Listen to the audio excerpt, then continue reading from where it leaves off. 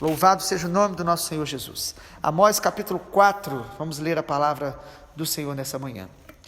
Ouçam estas palavras, vacas de Bazã, vocês que estão no monte de Samaria e que oprimem os pobres, esmagam os necessitados e dizem aos maridos: tragam vinho, vamos beber. O Senhor Deus jurou pela sua santidade que virão dias em que vocês serão arrastadas com ganchos, até as últimas de vocês serão levadas com anzóis de pesca. Vocês sairão em fila pelas brechas e serão lançadas na direção do monte Hermon, diz o Senhor. Venham a Betel, pequem. Venham a Gilgal, pequem ainda mais. Cada manhã, tragam seus sacrifícios de 3 em 3 dias, os seus dízimos. Ofereçam sacrifício de louvor, com pão levedado. Proclamem ofertas voluntárias. Tornem isso público, porque é disso que vocês gostam, ó filhos de Israel, diz o Senhor Deus. Também deixei que vocês ficassem sem ter o que mastigar em todas as cidades, com falta de pão, em todos os lugares, mas vocês não se converteram a mim, diz o Senhor. Além disso, eu retive a chuva, faltando ainda 3 meses para a colheita. Fiz chover sobre uma cidade e sobre a outra não. Um campo teve chuva, mas o outro que ficou sem chuva secou. Pessoas de 2 ou 3 cidades se dirigiam para outra cidade para beber água, sem conseguirem matar a sede, mas vocês não se converteram a mim, diz o Senhor. Eu os castiguei com crestamento, ferrugem, gafanhotos devoraram as hortas, as vinhas, as figueiras, as oliveiras, mas vocês não se converteram a mim, diz o Senhor. Enviei peste contra vocês, assim como tinha feito no Egito. Matei seus jovens à espada, deixei os seus cavalos fossem capturados, fiz com que o mau cheiro dos acampamentos chegasse aos seus narizes, mas vocês não se converteram a mim, diz o Senhor. Destruí alguns de vocês, como Deus destruiu Sodoma e Gomorra. Vocês foram como um toco de lenha tirado do fogo, mas não se converteram a mim, diz o Senhor. Portanto, assim farei com você, Israel. E por que farei isso com você? Prepare-se, ó Israel, para se encontrar com o seu Deus, porque é Ele quem forma os montes, cria o vento, declara aos seres humanos qual é o seu pensamento. Ele faz da manhã trevas e anda sobre os altos da terra. Senhor, Deus dos exércitos é o seu nome. Louvado seja o nome do nosso Senhor. Capítulo 4 de Amós. Continuando as profecias que o Espírito do Senhor deu a ele, para a nação de Israel, aproximadamente 800 anos antes de Cristo, antes mesmo do cativeiro, Deus aqui alertando o povo, chamando ao arrependimento. No capítulo 4, nós vamos perceber nessa palavra de Amós, os perigos da obstinação, os perigos de um coração teimoso, de um coração que não se arrepende, de um coração que se endurece.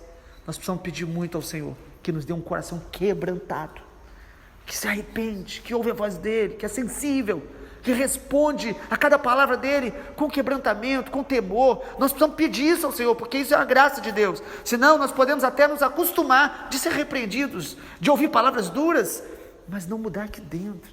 Nós precisamos pedir ao Senhor quebrantamento.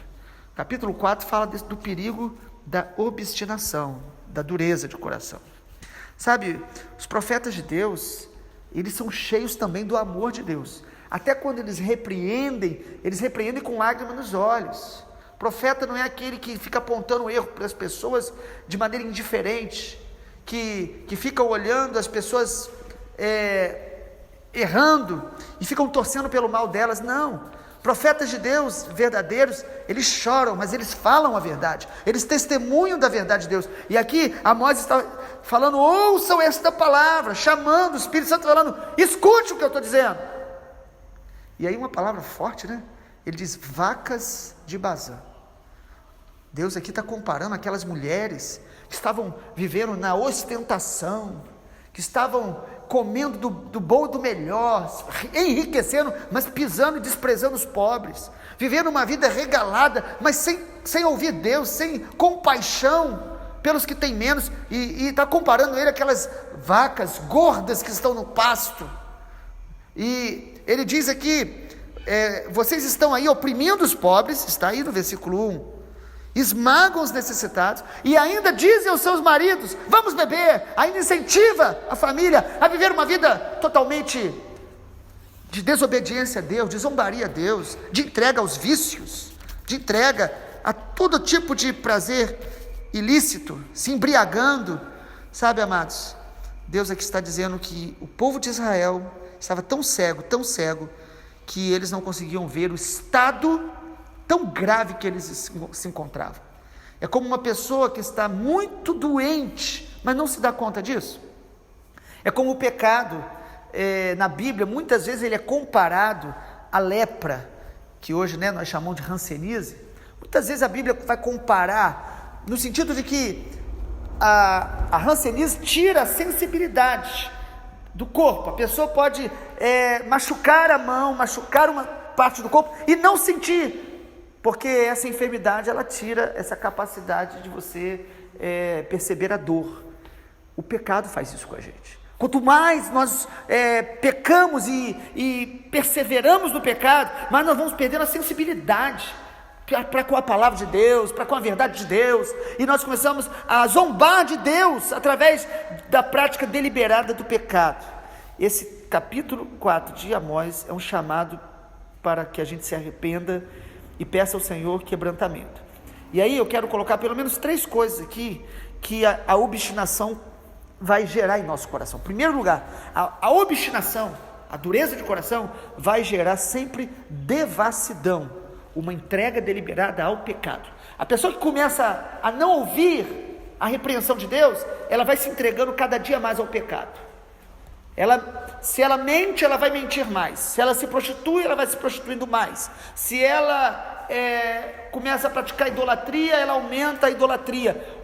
A obstinação gera uma entrega deliberada ao pecado. Olha o versículo 4, irmãos. Olha que palavra: venham a Betel e pequem, venham a Gilgal e pequem ainda mais. Não, pecado sempre atrai outro pecado. Pecado é como a Bíblia tem um salmo que diz, um abismo chama outro abismo. Ainda que este salmo, a visão dele é muito mais ampla, mas a gente gosta de usar isso como uma ilustração.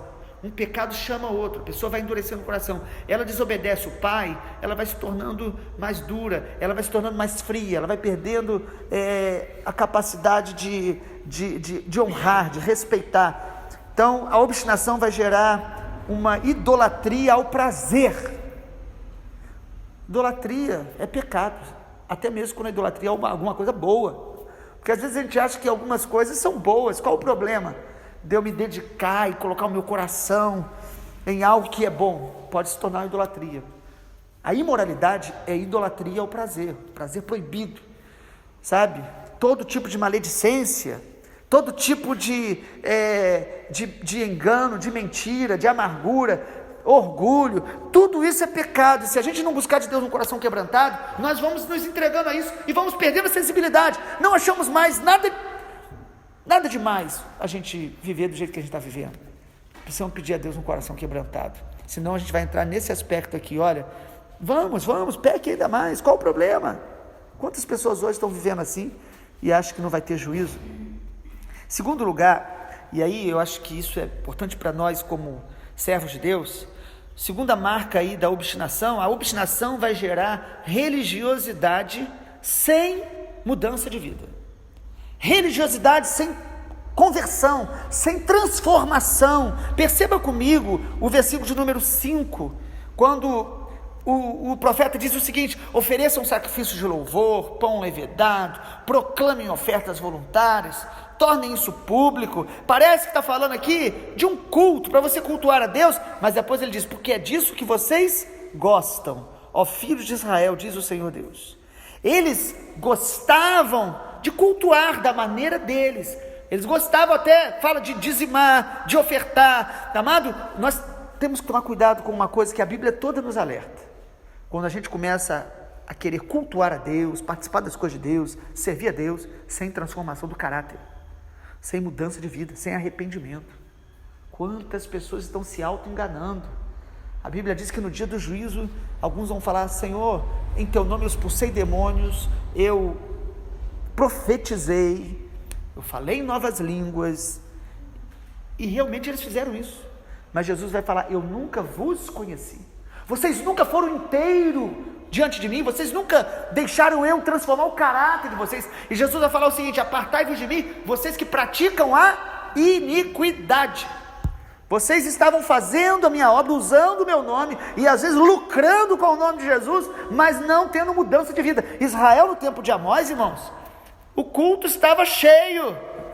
A gente se engana muito, achando que um culto lotado, as pessoas irem e trabalhar, e servirem, e fazerem as coisas com excelência, é isso o que importa. Não, o que importa para Deus é um coração quebrantado, é um coração que se arrepende, é um coração humilde, é um coração que está sendo transformado pela palavra dele. O grande pecado aqui, você vai perceber o tempo todo, é que eles não se arrependiam. Vocês percebem que do versículo 6 até o versículo de número 11, perceba aí em Amós capítulo 4, todos os momentos Deus vai dizer o seguinte: olha, eu estou trazendo juízo, mas vocês não se convertem. Versículo 8, eu mando pessoas de 2 ou 3 cidades, se deslocam para beber água, não conseguem matar a sede, mas vocês não se convertem a mim. Qual é o propósito então de Deus para a nossa vida? É conversão, é mudança do nosso caráter. Não é só, amados, cristianismo não é uma religião.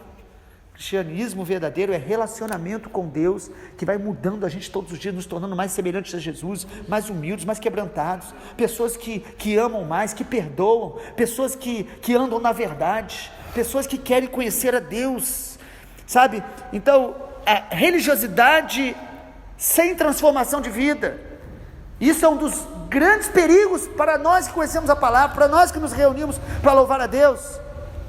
A religiosidade sem mudança de vida gera hipocrisia. Hipocrisia é você mostrar algo que você não é. É você viver de aparência. É você, diante das pessoas, parecer alguma coisa, mas quando está sozinho, quando está em casa, é outra pessoa. Hipocrisia religiosa, o que Jesus condenava constantemente em sua palavra. Quando ele falava sobre os fariseus, ele dizia: escutem o que eles dizem, mas não imitem as obras deles. Sabe, isso é muito tremendo para nós acordarmos. Não só a hipocrisia, mas a religiosidade sem mudança de vida gera também muita gente que começa a se orgulhar, até por ter obedecido a Deus. Não, o pecado é algo tão sutil que até obedecer a Deus pode ser contaminado pela motivação de exaltar a nós mesmos, o nosso ego. E isso não é para que a gente fique apavorado, isso é para que a gente busque o quebrantamento que o Senhor traz. Como é bom quando o Espírito Santo nos joga no chão, quando a gente se humilha, quando a gente percebe que a gente não é nada, que tudo que temos é da graça de Deus, é a misericórdia dele, quando a gente consegue olhar para as pessoas com misericórdia, com amor, perdoar pessoas que nos feriram, e não fazer isso por orgulho, e nem se sentir por isso de alguma forma superior, mas apenas entender que a graça de Deus está sobre nós. Então, a obstinação gera devassidão, gera religiosidade sem mudança, e em terceiro e último lugar, a devassidão nos leva a ficar indiferentes ao juízo de Deus. Nós perdemos a capacidade de perceber o juízo de Deus. Olha o que Deus está falando do versículo 6 até o 11, ele diz o seguinte: eu deixei que vocês ficassem sem ter o que mastigar, com falta de pão, mas vocês não se convertem. Versículo 8, o Senhor disse: eu deixei algumas cidades sem chuva, vocês não conseguem matar a sede, mas vocês não se convertem. Versículo 9, os gafanhotos devoram as hortas, as vinhas, as figueiras, mas vocês não se convertem. Versículo 10, eu enviei peste, assim como fiz no Egito, matei os jovens à espada, mas vocês não se convertem. Irmãos, isso aqui é o que está lá em Apocalipse, que no final dos tempos vão vir muitos sinais de juízos, as epidemias, as doenças, às vezes tragédias, calamidades, e o texto de Apocalipse diz: mas os homens não se arrependiam, pelo contrário, alguns ainda blasfemavam contra Deus. Quantas pessoas que quando veem as coisas ruins acontecendo, ao invés de se humilhar e falar: Senhor, tem misericórdia de mim, elas falam: cadê Deus? Ficam com raiva, iradas, porque o coração é obstinado, teimoso, não quer se arrepender. Mas essa mensagem é para nós, é para nos alertar, é para a gente pedir a Deus um coração que se arrepende, que se quebranta. Sabe, quantas pessoas morrendo, o nível de suicídio o índice crescendo cada dia mais, no mundo todo, e a gente não se arrepende, e a gente não chora, e a gente não clama, e a gente não pede a Deus para que a gente seja cheio do Espírito Santo e possamos abençoar mais pessoas. A gente fica apenas parado, observando. Os sinais do juízo estão aí, mas a gente começa a não perceber, por causa do coração duro. E aí, quem é do Senhor, quem está ouvindo o Espírito Santo, ele vai ter uma postura diferente, porque quem ouve Deus, amado, vai ter um coração sensível. Nós não vamos ver juízo em tudo, mas nós vamos aprender com todas as situações da vida. No tempo de Jesus, a Bíblia diz que teve a queda de uma torre, as pessoas estavam construindo a torre lá e caíram e morreram, os que estavam trabalhando. E Jesus usa isso para dizer o seguinte: não pense que eles eram piores do que vocês, mas se todos não se arrependerem, igualmente perecereis. Ou seja, Jesus pega uma tragédia, vamos colocar entre aspas, natural, e diz o seguinte: o fato das pessoas que estavam ali terem morrido, isso não indica que eles são piores do que vocês, mas vocês deveriam olhar para isso e ter o temor de Deus ainda maior, e se arrepender, e perceber que a vida de vocês, ela vai ter um dia de prestação de contas, vai ter fim. Então nós deveríamos olhar para a vida, e diante das tragédias, das lutas, das dificuldades, e às vezes perceber que muitas coisas são sinais do juízo de Deus. Aqui fala, por exemplo, sobre a ausência de chuva, quando começa às vezes alguns lugares com secas, as pessoas, ao invés de clamar a Deus, alguns endurecem, ficam irados, e às vezes aquilo é um sinal do juízo de Deus, pela idolatria daquela terra, pela desobediência, pelo pecado. Mas hoje as pessoas estão com o coração cada dia mais obstinado, duros, não se arrependem, e nós que estamos aqui ouvindo a palavra, servindo ao Senhor, precisamos pedir a Deus: Deus, dê-nos um coração quebrantado. E como que o nosso coração se quebranta, amado? Reconhecendo quem é Deus. Olha como que termina o capítulo 4 de Amós, que coisa maravilhosa. No versículo 12: portanto assim farei com você, Israel, porque isso farei com você. Prepare-se, ó Israel, para se encontrar com o seu Deus. Olha que voz amorosa aqui do profeta. Amós está dizendo: Deus está trazendo juízo, vocês não se arrependem, mas a palavra de Deus para vocês nessa hora é: preparem-se, porque vocês vão ter um encontro com Deus, vocês vão ver Deus face a face, vocês vão prestar conta da vida de vocês. Então se prepare, amado. Todos os dias nós devemos estar nos preparando para a volta do Senhor Jesus. Todos os dias nós devemos estar nos preparando para estar com Ele e para servi-lo melhor. Todos os dias. Não é quando você tiver uma ótima experiência, não é quando você estiver se sentindo bem, é todo dia. Ele diz: se preparem para encontrar com o seu Deus. E aí, qual é o argumento que o Espírito Santo usa para tentar quebrantar o coração do povo? Mostra quem Deus é. Olha o versículo 13, que coisa maravilhosa. Porque é Ele quem forma os montes, é Ele que cria os ventos, é Ele que declara aos seres humanos o seu pensamento.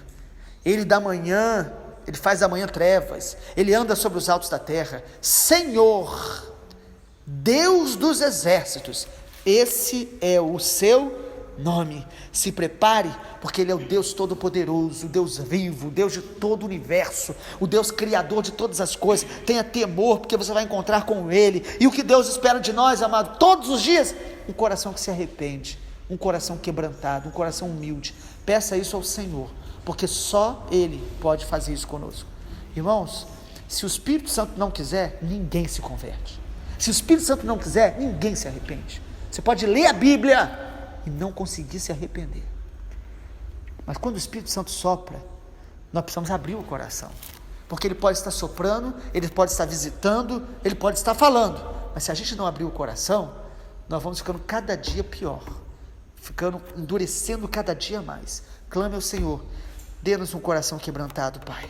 Nós queremos te agradar, nós queremos te conhecer, Pai. Nós temos prazer de ler a Tua palavra, de louvar o Senhor, como é bom te servir na Tua casa, mas Pai, dê-nos um coração que ama a Tua face, que ame a Tua presença, que ame o Teu coração, que ame quem Tu és, que ame a Tua santidade, que ame a Tua justiça, que ame a Tua humildade, que ame o Teu caráter. Jesus, dê-nos um coração que ame a Tua voz, e que se arrependa, e que se quebrante, que responda e obedeça de maneira mais rápida.